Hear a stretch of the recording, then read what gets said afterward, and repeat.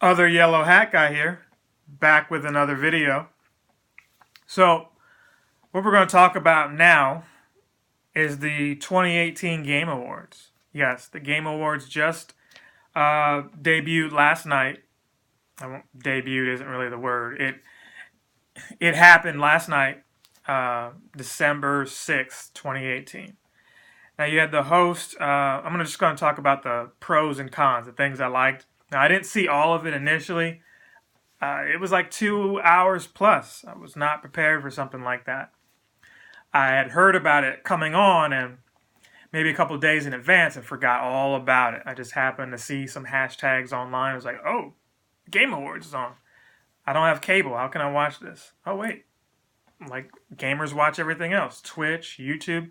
So I hopped on there, and what I saw was, some cool things. Marvel Alliance 3. Been waiting what feels like a decade for a sequel for that.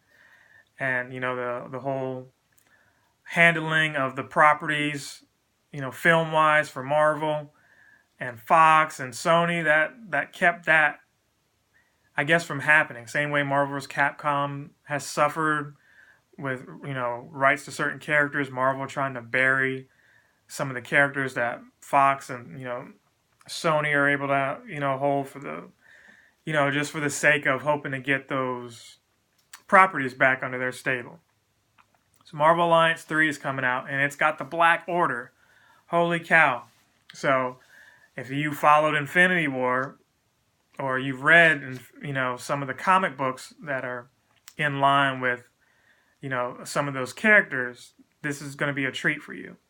It's got, the X-Men in there, the Avengers, Spider-Man, all those characters together taking on the Black Order and likely Thanos.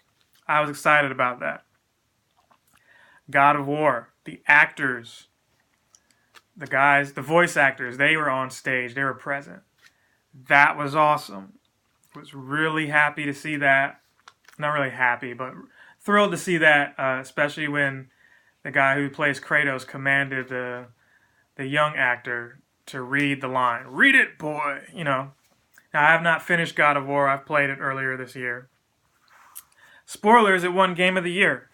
So I thought Red Dead would get it. Red Dead Redemption didn't get it. I guess because it hadn't been out long enough. It hadn't been in the hands of many people. Whereas God of War, although it's a PlayStation exclusive, it has been out for a while to get in a number of hands. So there you go. Mortal Kombat 11, stepping up the gore ever so much. There was a trailer, but before the trailer came out, Ed Boon teased us all, saying he was going to reveal the sports games, sports game of the year or something like that. But of course, before that even happened, the trailer dropped for Mortal Kombat 11, which looks very interesting. You can never really tell if what you're seeing in these trailers and these videos is going to be actual gameplay footage. Now, really good TV, maybe a PS4 Pro. The gameplay looked par for Mortal Kombat X, Mortal Kombat 10, from the trailers, looking back. So, maybe this next iteration that we saw, the trailer for, that was on a PS4 Pro with a really high-end TV. I don't know, but if that was in gameplay footage, awesome. They stepped up the gore as always. Now, one thing that stood out was, and I won't spoil the ending for Mortal Kombat 10, but I will say that Raiden in Mortal Kombat 11 has this weird red aura around him. I don't know if that means it's an evil Raiden or what, or he's angry, but he doesn't have the traditional white, bluish, lightning around him. So it had Raiden going against Scorpion, and just check that out when you get a chance.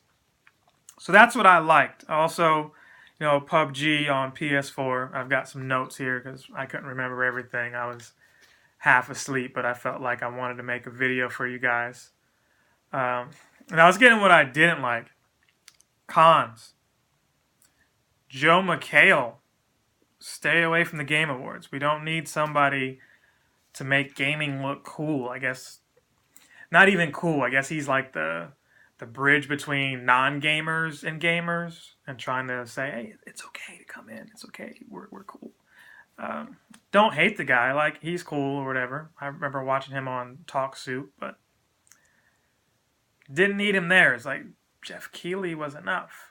Jeff Keighley, it feels like he's been fighting to earn respect in the gaming community for a little bit, and people kind of groan when he was first, at one of the awards, and maybe have settled on him, or maybe they're still groaning. I don't know. That's a whole different conversation, you know. But content creator of the year,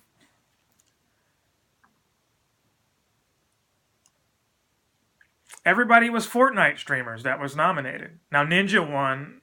If you could have predicted that, and you know, you and 1,000 other people would have been right. Let's say 1,000 people watched. You and the 1,000 people that watched would have predicted Ninja and been correct. He won, but it was like everyone was Fortnite streamers. They're all creating the same content. Is it everyone's watching Fortnite? Could you guys not have been more diverse? I don't know. Didn't care for that. The Devil May Cry performance. Maybe the performance wasn't so bad. I mean, Weezer came out and introduced them, whoever it was that was performing. But it didn't fit the vibe. It was like, Devil May Cry is more like, it's harder than that, the rock and roll there. So it didn't sell me or sway me to be any more interested in the game than I may have been before. And lastly, what stood out most, and this, I'm not sure this is a con as much as it was just awkward, Sonic Fox. Now, this guy came out already looking socially awkward, looking kind of aloof. I don't know if he was very nervous. He probably was, I imagine. He used his time to, and I'm trying to remember what he actually won. I think it was like esports gamer of the year or something like that. He came out in like a costume. He announced he was a furry. He announced that he was gay, and shout out to the LGBT community and all that. So then it kind of made sense. It's like, oh, he's socially awkward because he pointed out, hey, I'm black, I'm gay. And then he also announced, as if being a gamer wasn't enough, he also announced he's everything that a Republican would hate because, he was all those things together. It was just very cringeworthy, and I think people kind of went along with it and clapped their hands, but what was up with that? And I don't know, this is an attack on him.